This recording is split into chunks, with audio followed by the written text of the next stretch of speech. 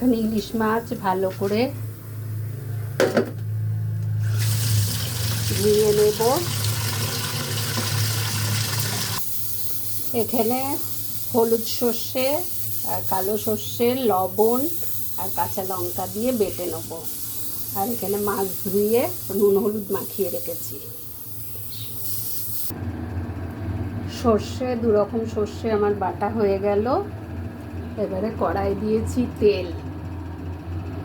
এবারে মাছগুলো ভেজে নেব।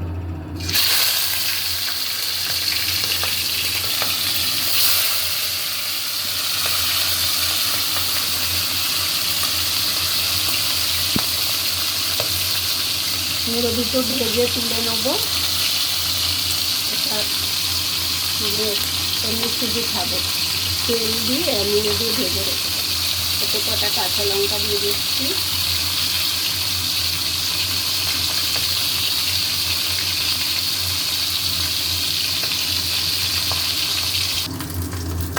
মাছের মুড়োটা ভেজে আলাদা তুলে রাখবো। এটা হচ্ছে গরম ভাতে এই দিয়েই খাওয়া হয়ে যাবে। কড়াইয়ে তেল দিয়ে দিয়েছি, এবার দিলাম জিরে। এইবারে মাছ ভাজছি।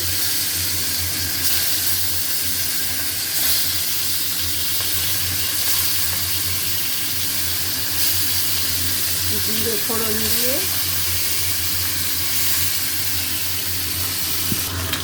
মাছগুলো উল্টে দিলাম, হালকা ভাজলাম। হালকা ভেজে এবারে ওই দু রকম সর্ষে বাটাটা দিয়ে দিচ্ছি।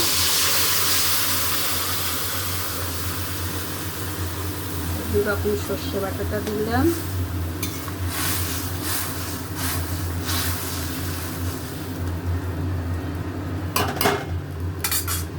আর এবার দিচ্ছি লবণ।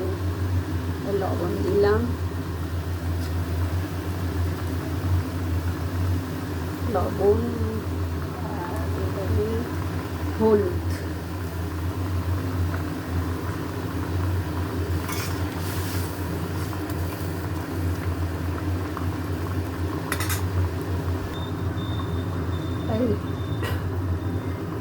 সামান্য একটুখানি জল দিলাম, কেন ফুটবে তো মাছটা,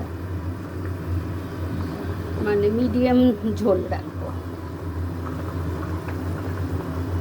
আর রান্না করতে একদম সময় লাগে না।